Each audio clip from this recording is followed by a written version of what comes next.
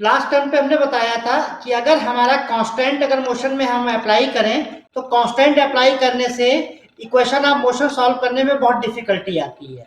तो उसके लिए हमने क्या इस्तेमाल किया, जनरलाइज कोऑर्डिनेट इस्तेमाल किया। जनरलाइज कोऑर्डिनेट को हम क्या करते हैं, क्यू से डिनोट करते हैं। यहाँ पर आज की क्लास में हम क्या देखेंगे, जो भी हमारे जनरलाइज नोटेशंस होंगे, जैसे इसमें तो हमारा पहला नोटेशन है जनरलाइज डिस्प्लेसमेंट। यहाँ पर जनरलाइज डिस्प्लेसमेंट को हम कैसे डिनोट करेंगे, अगर हमारा क्यू हमारा क्या है, जनरलाइज कोऑर्डिनेट है, तो डेल्टा क्यू को हम क्या बोलेंगे, जनरलाइज डिस्प्लेसमेंट बोलेंगे।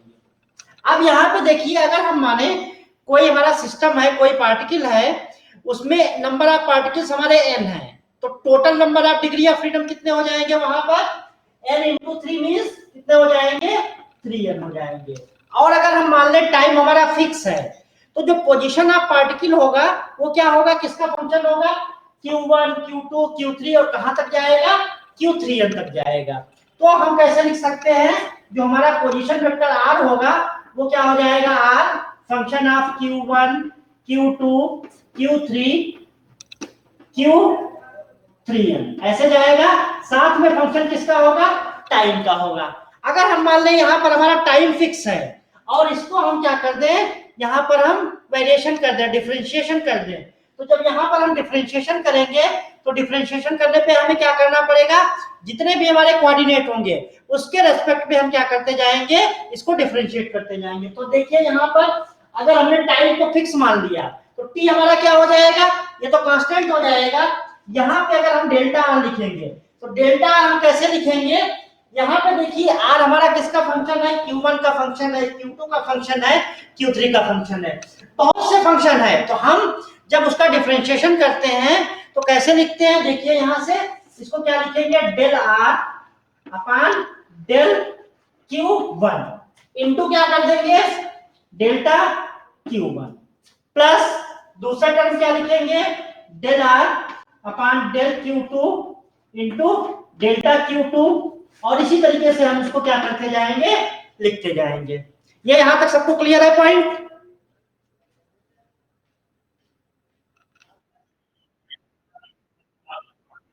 ये देखो यहाँ पर हमने क्या, आर हमारा किसका फंक्शन है, Q1 का फंक्शन है, तो हमने Q1 के रेस्पेक्ट में इसको डिफरेंशिएट कर दिया पार्शियली, और इसका अगर हमें डेल्टा निकालना है तो डेल्टा के लिए हम क्या करेंगे, इसका जो डेल्टा होगा उससे हम मल्टीप्लाई कर देंगे। जैसे हम एग्जैक्ट डिफरेंशिएशन निकालते थे, डी निकालते थे, तो डी निकालने के लिए हम क्या करते थे, पहले उसको पार्शियली डिफरेंशिएट कर देते थे और मल्टीप्लाइड बाय, जैसे अगर हमारा dr निकालना हो तो dr इक्वल टू हम क्या लिखते थे, del are del x into d x plus del are del y into d y, ऐसे तो करते थे।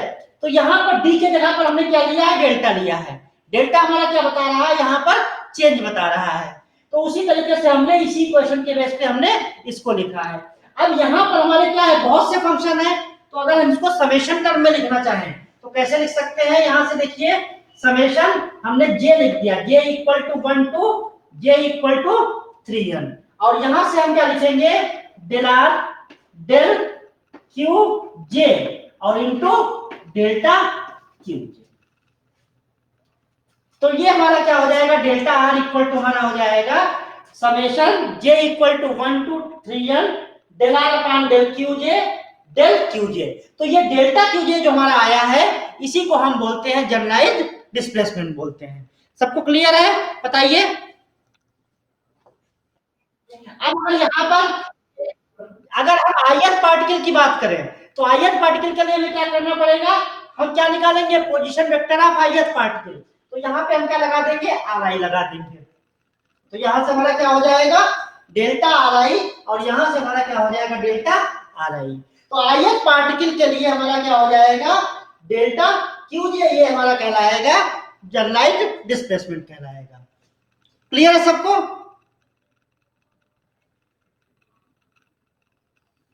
बताओ बेटा।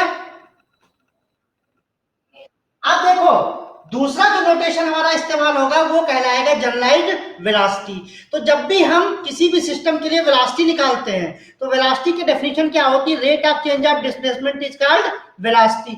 तो यहां से हमने देखा डिस्प्लेसमेंट हमारा क्या है, डेल्टा क्यू है, इसी को अगर टी के रेस्पेक्ट में हम डिफरेंशिएट कर देंगे तो वो हमारा क्या कहलाएगा, वो हमारा कहलाएगा जनरलाइज्ड वेलोसिटी कहलाएगा। अब इसको देखिए यहां से,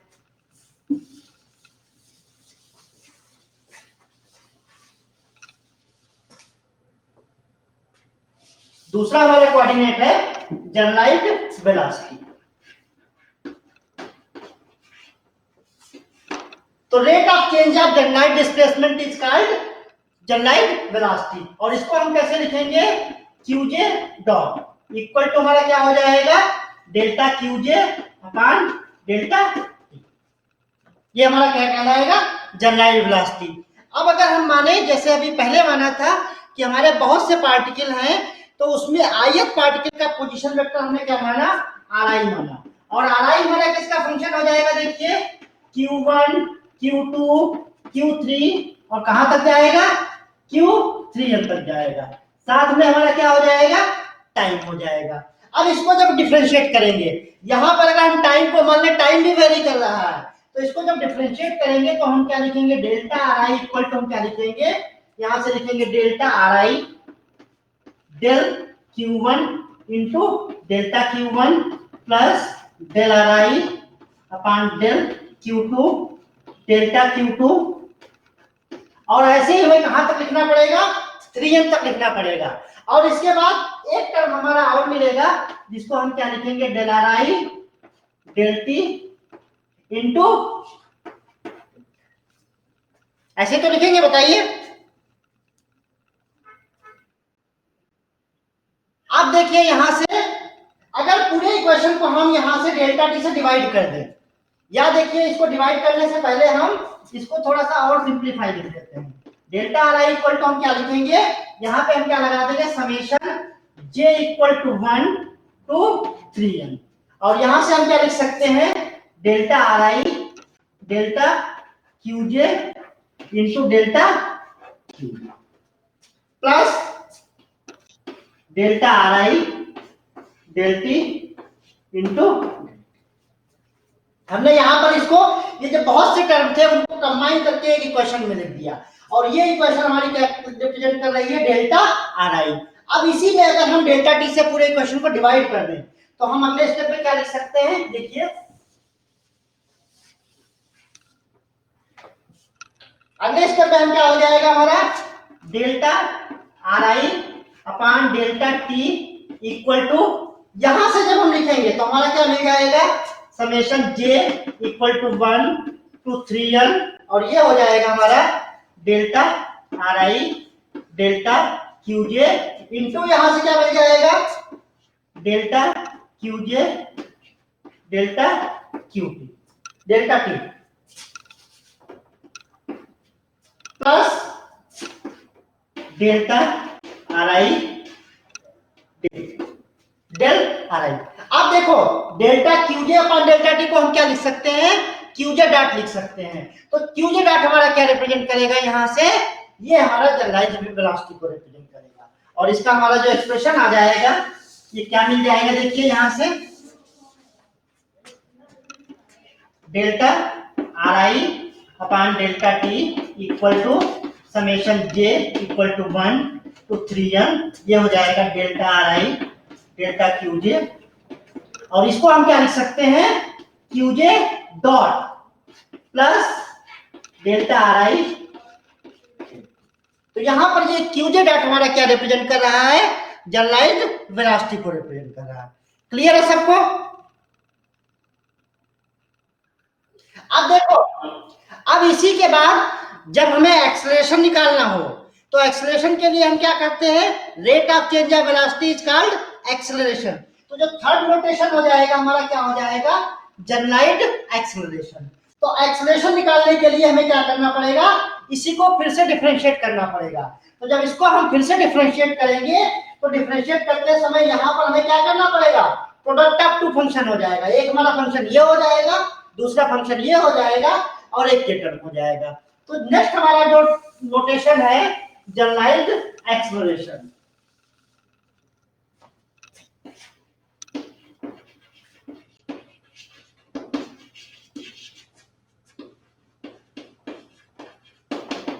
जनरलाइज एक्सेलरेशन को हम क्या करते हैं, अगर क्यूजे डॉट हमारा वेलोसिटी है तो इसको जब हम दो बार डिफरेंशिएट कर देंगे तो क्यूजे डबल डॉट हमारा क्या कहलाएगा, ये हमारा कहलाएगा जनरलाइज एक्सेलरेशन।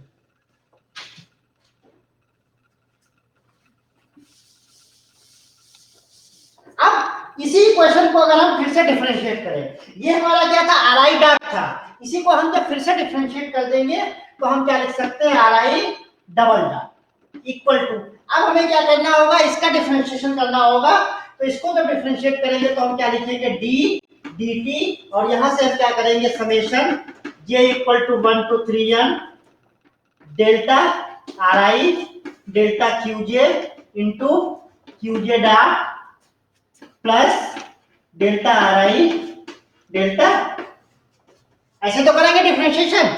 जब भी हम किसी क्वांटिटी का डिफरेंशिएशन करते हैं तो पूरे के ऊपर हम क्या लगा देंगे, डिफरेंशिएशन का या डी बाई डी टी लगा देंगे, या इसको डेल्टा अपॉन डेल्टा टी भी लिख सकते हैं, कोई किसी भी तरीके से हम लिख सकते हैं। अब जब हम इसको डिफरेंशिएट करेंगे तो यहाँ पे देखिए ये फंक्शन है और ये फंक्शन है, तो दोनों में हमें क्या हो जाएगा, प्रोडक्ट ऑफ फंक्शन का फार्मूला लग जाएगा। तो हम कैसे लिखेंगे इसको, summation J equal to 1 to 3n, और यहां से हम पहला टर्म क्या लिखेंगे, d d t of delta r i delta q j, और क्यूजे डॉट हमारा क्या रहेगा, ऐसे ही रहेगा। दूसरे टर्म में हमारा क्या हो जाएगा, समेशन को हम एक साथ कर देते हैं, दूसरे टर्म में हमारा क्या हो जाएगा, delta r i delta QJ ऐसे ही रहेगा, और ये हमारा हो जाएगा क्यूजे डबल, और इसके बाद यहां से हम delta r i upon delta t को क्या लिख सकते हैं, जब डिफरेंशिएट करेंगे तो ये हमारा हो जाएगा plus del two r i upon, ये हमारा फार्मूला हो जाएगा जनरलाइज्ड एक्सेलरेशन का। सबको क्लियर है? देखिए यहां से कोई प्रॉब्लम तो नहीं किसी को?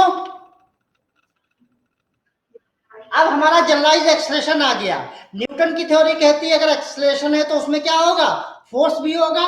तो अगर हम जनरलाइज्ड फोर्स का फार्मूला निकालना चाहें तो जनरलाइज्ड फोर्स हमारा क्या हो जाएगा, देखिए यहां से जनरलाइज्ड फोर्स थोड़ा सा डिफरेंट होगा, उसका हम क्या फार्मूला लिखेंगे,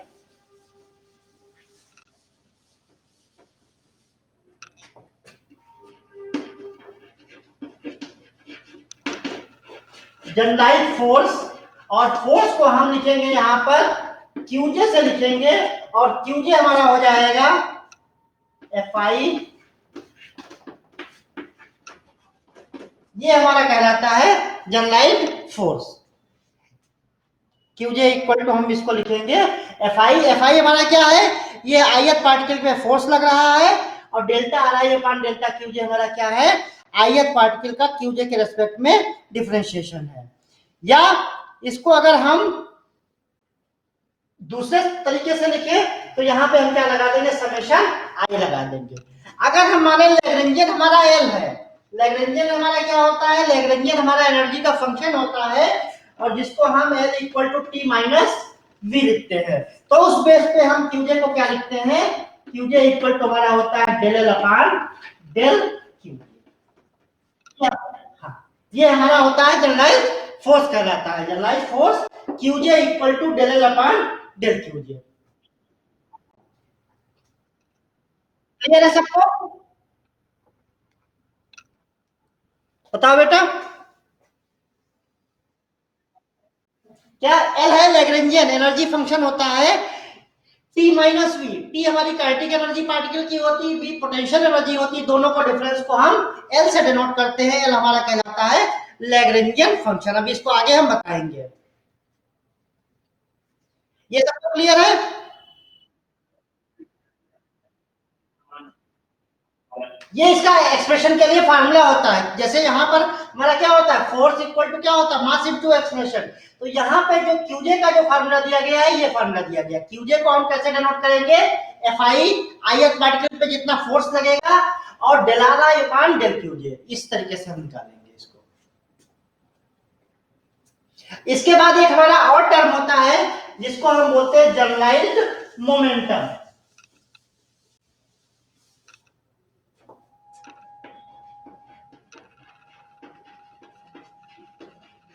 जनरलाइज, इसके बहुत से नाम है, जनरलाइज मोमेंटम भी बोल सकते हैं, कैनोनिकल मोमेंटम भी बोल सकते हैं, और कॉन्जुगेट मोमेंटम भी बोल सकते हैं। इसके बहुत से नाम है, सबका मतलब एक ही होता है, कैनोनिकल मोमेंटम, या हम इसको कॉन्जुगेट मोमेंटम बोले, सबका मतलब हमारा क्या है, एक ही है।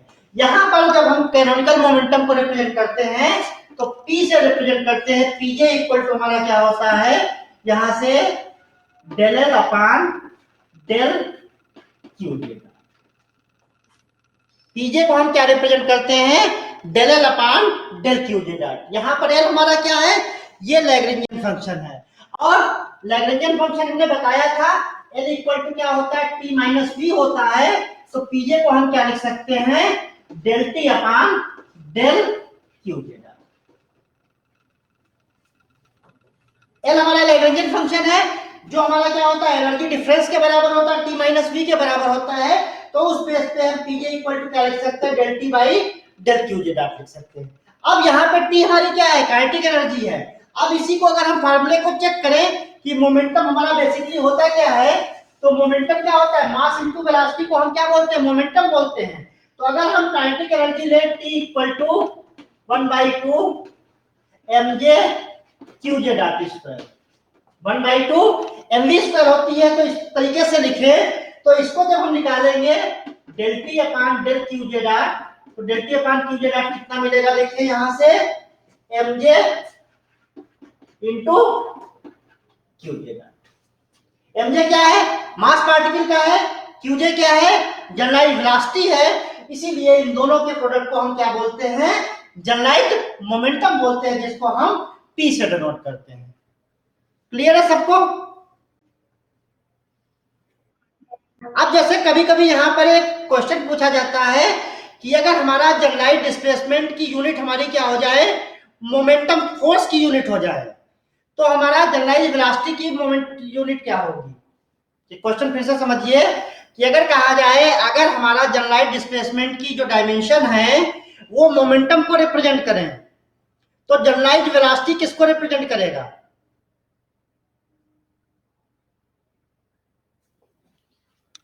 देखो अभी हमने बताया जनरलाइज्ड डिस्प्लेसमेंट हमारा क्या होता है, इसकी डायमेंशन क्या हो गई, मोमेंटम की हो गई डायमेंशन। और जनरलाइज्ड वेलोसिटी क्या होता है, rate of change of displacement means rate of change of momentum, that is called force. तो अगर हमारा जनरलाइज्ड डिस्प्लेसमेंट ये मोमेंटम की डायमेंशन को शो करेगा, तो जनरलाइज्ड वेलोसिटी हमारी क्या हो जाएगी, फोर्स की यूनिट को शो करेगा। क्लियर है सबको?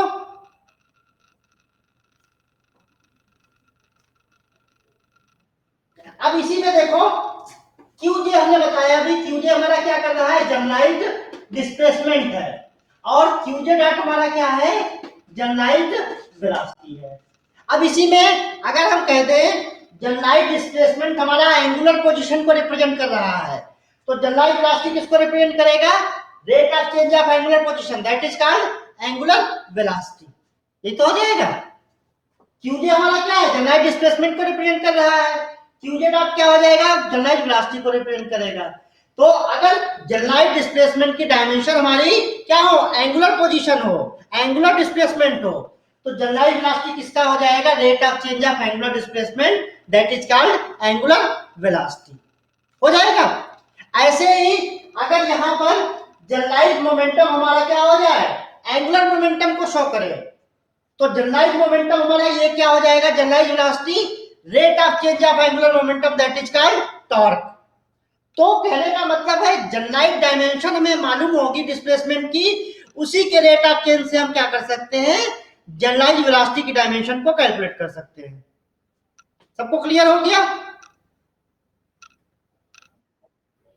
कोई कंफ्यूजन तो नहीं किसी को?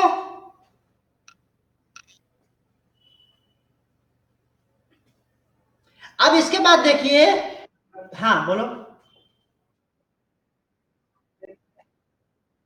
L equal to t minus v put करेंगे, तो देखो यहां से वी हमारा क्या है, वी हमारा पोटेंशियल एनर्जी है, और पोटेंशियल एनर्जी केवल पोजीशन का फंक्शन होता है, वेलोसिटी का फंक्शन नहीं होता है। तो del v upon del Q z हम क्या लिख देंगे, जीरो लिख देंगे। तो एल की जगह पे टी माइनस वी करेंगे तो हमें क्या मिल जाएगा, del v upon del Q z. Del v upon del Q z क्या हो जाएगा, जीरो हो जाएगा। क्यों, पोटेंशियल एनर्जी किसका फंक्शन होती है? केवल पोजीशन का फंक्शन होती है, कभी भी वो वेलोसिटी का फंक्शन नहीं होती है। तो इससे हम 0 कर देंगे तो एल को हम क्या कर देंगे? टी से रिप्लेस कर सकते हैं। क्लियर है सबको? आगे बढ़े। अब इसके बाद देखो हमारा जो मेथड है ये हमारा कहलाता है लैग्रेंजियन मेथड।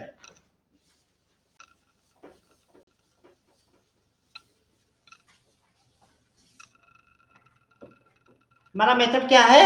ये हमारा मेथड है लैग्रेंजियन मेथड। तो लैग्रेंजियन मेथड में हम क्यों हमें जरूरत पड़ी कि जब हमने मोशन में कांस्टेंट लगाई, मींस रिस्ट्रिक्शन लगाया, तो उनको सॉल्व करने में इक्वेशन ऑफ मोशन में बहुत सी प्रॉब्लम हुई, जिसके कारण हमें न्यू मेथड को फॉलो करना पड़ा। और यही न्यू मेथड हमारा कहलाता है लैग्रेंजियन मेथड। तो ये हमारा जो है नेक्स्ट टॉपिक है लैग्रेंजियन मेथड।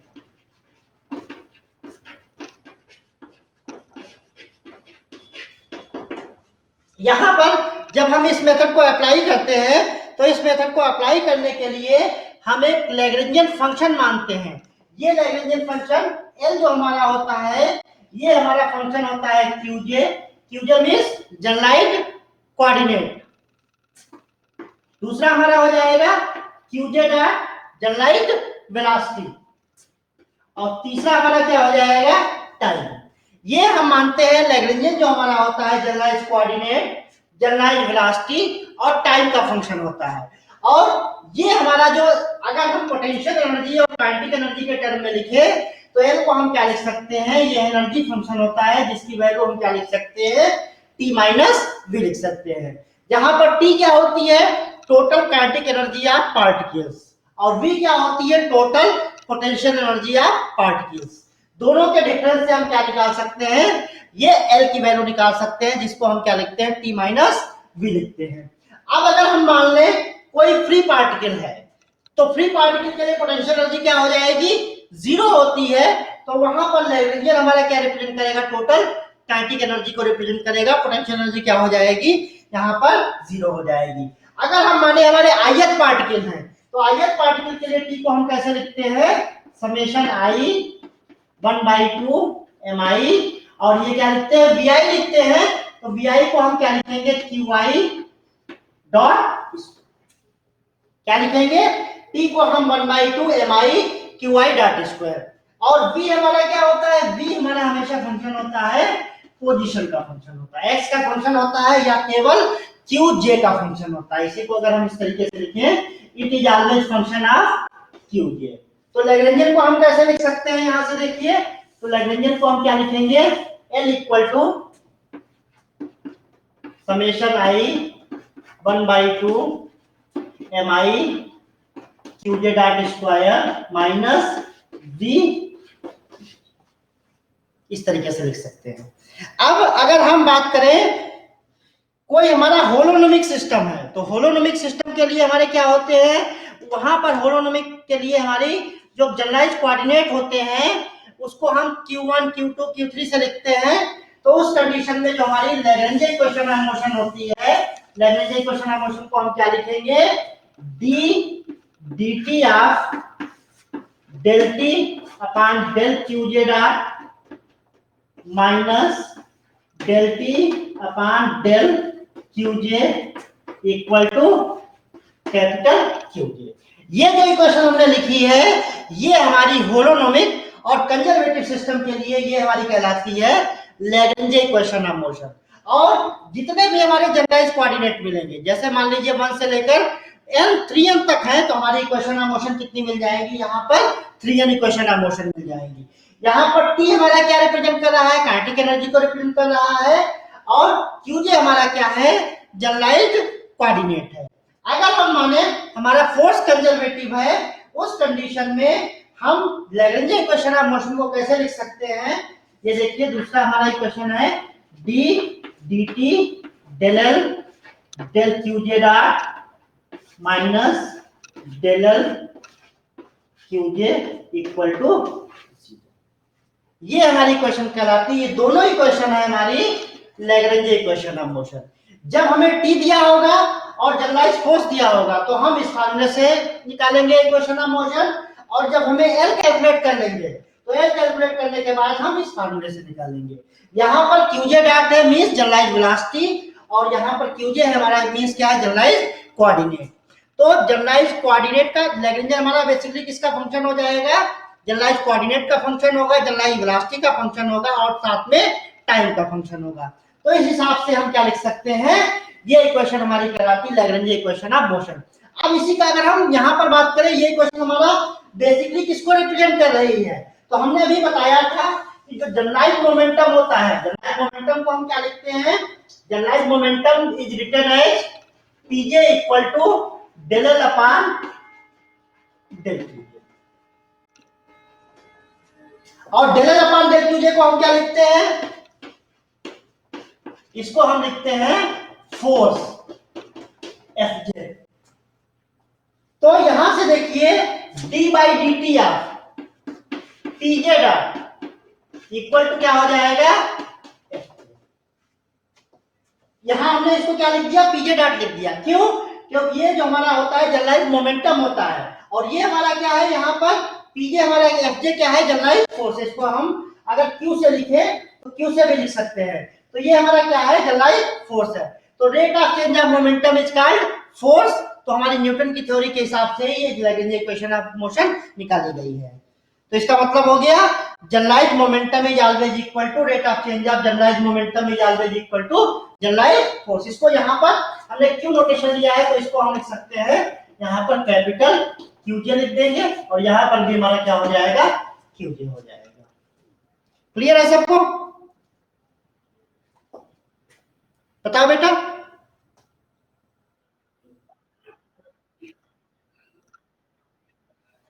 देखो यहाँ पर जो लैग्रेंज, इसका हम डेरिवेशन अभी आगे बढ़ाएंगे, अभी हमने केवल ये बेसिक बताया है कि लैग्रेंज इक्वेशन ऑफ मोशन क्या होती है।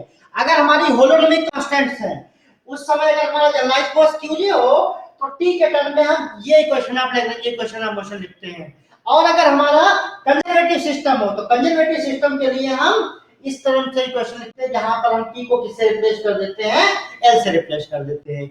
ये दोनों इक्वेशन हमारी क्या कहलाती हैं, लैग्रेंज इक्वेशन ऑफ मोशन। और जितने भी हमारे जनरलाइज कोऑर्डिनेट होते हैं, उतनी ही हमें लैग्रेंज इक्वेशन ऑफ मोशन मिलती हैं। जैसे अगर जनरलाइज कोऑर्डिनेट हमारे 2n या 3n है, तो हमें इक्वेशन ऑफ मोशन कितनी मिलेंगी, 2n या 3n मिलेगी। और कैसे निकालेंगे, पहले हम क्या करेंगे, इसमें एल निकालेंगे, और एल के लिए हमें क्या निकालना पड़ेगा, हमें काइनेटिक एनर्जी निकालनी पड़ेगी, टी निकालेंगे, और उसके बाद हम क्या करेंगे, पोटेंशियल एनर्जी को निकालेंगे। जब टी और वी दोनों कैलकुलेट हो जाएंगे, उसके बाद हम क्या करेंगे, लैग्रेंज इक्वेशन ऑफ मोशन निकालेंगे। कैसे, लैग्रेंजियन निकालेंगे। एल इक्वल टू हमारा क्या हो जाएगा, फार्मूला टी माइनस वी हो जाएगा। इसके बाद हमें क्या करना होगा, उस सिस्टम के लिए हम देखेंगे हमारे कितने जनरलाइज कोऑर्डिनेट हैं। जैसे हमने लास्ट के लेक्चर में बताया था, अगर हमारा सिंपल पेंडुलम है, तो सिंपल पेंडुलम के लिए हमारा एंगुलर कोऑर्डिनेट क्या होता है, जनरलाइज कोऑर्डिनेट केवल थीटा होता है।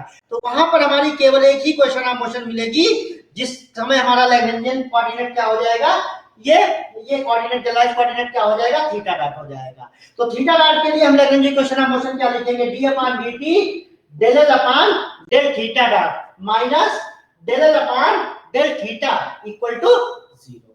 इस तरीके से हम इक्वेशन को सॉल्व करेंगे। जो हमारी Lagrangian equation of motion solve करने के हैं एप्लीकेशन, वो हमारी सेकंड यूनिट में आएंगे। लेकिन यहाँ पर जो लैग्रेंजियन इक्वेशन ऑफ मोशन क्या है, क्यों इसका हम अप्लाई करते हैं, साथ ही में इसका फिजिकल सिग्निफिकेंस क्या है, ये सब हम इसी में बताएंगे। क्लियर हो गया सबको।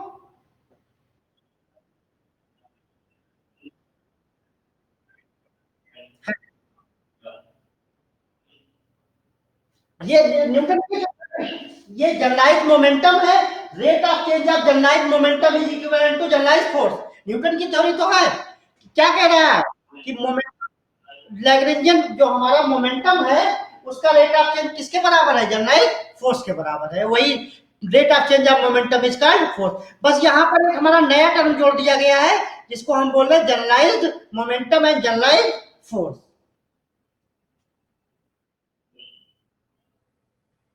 बाकी किसी को कुछ पूछना, बताओ बेटा।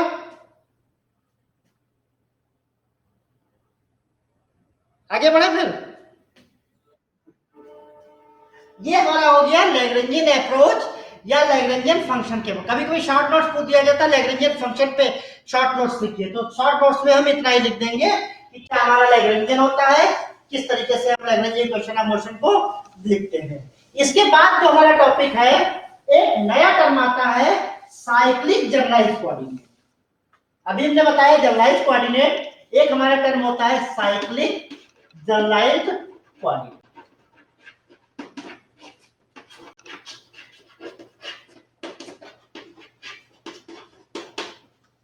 साइक्लिक जनरलाइज्ड कोऑर्डिनेट क्या होता है? देखिए यहां पर हमारा अभी हमने बताया लैग्रेंजियन जो है वो किसका किसका फंक्शन है, एल हमारा फंक्शन होगा क्यूजे का, क्यूजे डॉट का और टी का, ये तीन का फंक्शन होगा। तो अगर हमारा कोई ऐसा कोऑर्डिनेट है जो लैग्रेंजियन में वो एब्सेंट है लेकिन उसका वेलोसिटी कंपोनेंट वहां पर प्रेजेंट है, तो ऐसे कोऑर्डिनेट को हम क्या बोलते हैं, साइक्लिक जनरलाइज्ड कोऑर्डिनेट। देखो यहां से अगर हम लैग्रेंजियन फंक्शन में माने L इक्वल टू हमारा Q1 Q2 Q4 और उसके बाद Q1 dot Q2 dot Q3 dot Q4 dot और यहां से देखो यहां पे हमने क्या माना, लैग्रेंजियन हमारा किसका फंक्शन है, Q1 का फंक्शन है, Q2 का फंक्शन है, Q4 का फंक्शन है, Q1 डॉट का है, Q2 डॉट का है, Q3 डॉट का है, इस तरीके से फंक्शन है। अब यहाँ पे देखिए Q3 यहाँ पर एब्सेंट है लेकिन Q3 डॉट प्रेजेंट है, तो Q3 को हम क्या बोलेंगे, cyclic generalized coordinate. Cyclic generalized coordinate क्या हो जाएगा, वह कोऑर्डिनेट हो जाएगा जो लैग्रेंजियन फंक्शन में एब्सेंट होगा लेकिन उसका वेलोसिटी टाइम डेरिवेटिव प्रेजेंट होगा। देखो Q3 एब्सेंट है लेकिन इस इक्वेशन में Q3 डॉट क्या है, प्रेजेंट है, तो Q3 को हम क्या बोल देंगे, साइक्लिक जनरलाइज्ड कोऑर्डिनेट। इसको क्या बोलेंगे, साइक्लिक जनरलाइज्ड कोऑर्डिनेट। और इसके लिए जब साइक्लिक जनरलाइज्ड कोऑर्डिनेट हो जाएगा तो हम क्या लिख सकते हैं, del L by del Q3 equal to हमारा क्या हो जाएगा, जीरो हो जाएगा। क्या हो जाएगा, del L by del Q3 क्या हो गया, जीरो हो गया। अगर हम Q3 के लिए लैग्रेंजियन इक्वेशन ऑफ मोशन लिखें तो लैग्रेंजियन इक्वेशन ऑफ मोशन हम क्या लिखेंगे, d d t of del L by del Q3 dot minus del L by del Q3 equal to zero. ये तो equation of Lagrangian equation of motion लिखेंगे। अब इसमें ये हमारा क्या हो गया, ये साइक्लिक जनरलाइज्ड कोऑर्डिनेट होने के बाद इसकी वैल्यू कितनी हो गई, जीरो हो गई। तो हम क्या लिख सकते हैं, del L Q3 dot equal to हमारा क्या हो जाएगा, ये हमारा क्या हो जाएगा, कांस्टेंट हो जाएगा। और अभी हमने बताया था del L by del Q dot को हम क्या बोलते हैं, पीजे बोलते हैं। तो यहां से हमारा क्या हो जाएगा, ये P3 डॉट हो जाएगा। तो P3 dot P3 equal to क्या हो जाएगा, ये कांस्टेंट। और P3 हमारा क्या रिप्रेजेंट कर रहा है, जनरलाइज्ड मोमेंटम को रिप्रेजेंट कर रहा है। इसका मतलब हो जाएगा जब भी हमारा जनरलाइज्ड कोऑर्डिनेट होगा तो साइक्लिक जनरलाइज्ड होने के कारण उस केस में उसका जनरलाइज्ड मोमेंटम क्या हो जाएगा, कांस्टेंट हो जाएगा। यही कहलाता है साइक्लिक जनरलाइज्ड कोऑर्डिनेट। समझ में आया सबके? हाँ देखो यहाँ पे साइक्लिक जनरलाइज्ड कोऑर्डिनेट की डेफिनेशन ये होती है, अगर कोई कोऑर्डिनेट लैग्रेंजियन फंक्शन में एब्सेंट है लेकिन उसका टाइम डेरिवेटिव लैग्रेंजियन फंक्शन में प्रेजेंट है, तो ऐसे कोऑर्डिनेट को हम क्या बोलते हैं, साइक्लिक जनरलाइज्ड कोऑर्डिनेट। यहाँ पे क्वेश्चन देखो, यहाँ पर Q1 Q3 Q4 है, यहाँ पर Q3 हमारा क्या है, एब्सेंट है लेकिन Q3 डॉट यहाँ पर प्रेजेंट है, तो Q3 को हम क्या बोलेंगे, साइक्लिक जनरलाइज्ड कोऑर्डिनेट बोलेंगे। और जब भी हमारा साइक्लिक जनरलाइज्ड कोऑर्डिनेट होगा उस केस में del L by del Q3 equal to क्या हो जाएगा, जीरो हो जाएगा। क्यों, क्योंकि वहां पर साइक्लिक जनरलाइज्ड कोऑर्डिनेट तो एब्सेंट होगा, जिसके कारण हम इसको क्या लिख सकते हैं, जीरो लिख सकते हैं। और जब इसको जीरो लिखेंगे तो इसकी जो लैग्रेंजियन इक्वेशन ऑफ मोशन निकालेंगे वहां पर हमारा क्या आ जाएगा, del L by del Q3 की वैल्यू जीरो हो गई, तो हम क्या लिख सकते हैं, D by D T equal to this equal to zero, या हम लिख सकते हैं del L by del Q3 dot equal to constant. और del L by del Q3 हमारा क्या रिप्रेजेंट करेगा, P3 को रिप्रेजेंट करेगा, means generalized momentum of that coordinate. तो जब भी हमारा साइक्लिक जनरलाइज्ड कोऑर्डिनेट होगा उस समय उसका जो जनरलाइज मोमेंटम होगा उस कोऑर्डिनेट का, वो हमारा क्या कहलाता है, कांस्टेंट कहलाता है। क्लियर है सबको? अब इसी का अगर हम फिजिकल सिग्निफिकेंस की बात करें, फिजिकल सिग्निफिकेंस क्या होगा कि जब भी हमारा कोई साइक्लिक जनरलाइज कोऑर्डिनेट होगा उस समय उसका जनरलाइज मोमेंटम क्या रहेगा, कांस्टेंट रहेगा। इसी को अगर हम एक प्रॉब्लम के द्वारा सॉल्व करें, देखिए कैसे सॉल्व करते हैं।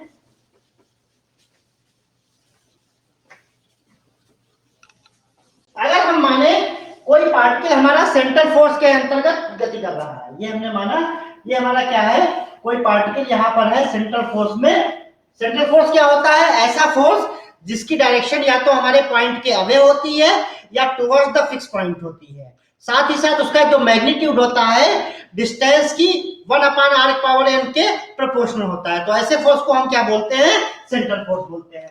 तो यहाँ पे अगर हम यहाँ पे O माने और यहाँ पर हमारा पॉइंट है, पार्टिकल है जिसके कोऑर्डिनेट एक्स वाई है, इसके अगर हम पोलर कोऑर्डिनेट r थीटा लें तो हम एक्स कोऑर्डिनेट को क्या लिख सकते हैं, x इक्वल टू हम क्या लिख सकते हैं, x हमारा यहाँ पर आएगा r sin थीटा और y इक्वल टू हमारा क्या आ जाएगा, r आ जाएगा। अब इसके बाद अगर हम यहां से दोनों को डिफरेंशिएट करें, हम क्या करेंगे, x डॉट करेंगे, y डॉट करेंगे और काइनेटिक एनर्जी हम निकालें तो काइनेटिक एनर्जी क्या हो जाएगी, half m x dot square plus ये तो नहीं मिलेगी, और x dot square y dot square जब करेंगे तो इसका हमने डायरेक्ट फार्मूला भी निकलवाया था, 1/2m r dot square plus r square theta dot. ये हमारा क्या हो जाएगा, काइनेटिक एनर्जी हो जाएगी। और पोटेंशियल एनर्जी अगर हम मान लें इसकी v है, जो हमारी किसका फंक्शन होगी, केवल यहाँ पर पोजीशन का फंक्शन होगी, तो हम क्या लिख सकते हैं, v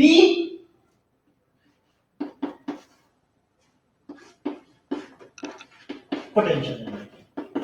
तो हम क्या लिखेंगे, लैग्रेंजियन को t माइनस v और t माइनस v लिखेंगे तो 1/2m r dot square plus r square theta dot square minus v। इतना क्लियर है सबको?